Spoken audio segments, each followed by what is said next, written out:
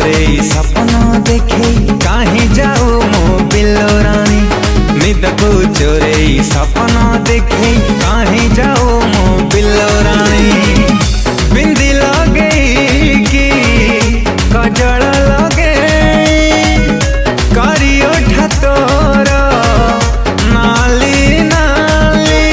एते सजई जाओ छुरी कही जा थरे आलन खरी। एते सजई जाओ छुरी कही जा थरे आलन खरी। मन कुचरे तो मीठा कथा गजरा गभाबाली मो गजरा गभाबाली। गजरा गभाबाली मो गजरा गभाबाली।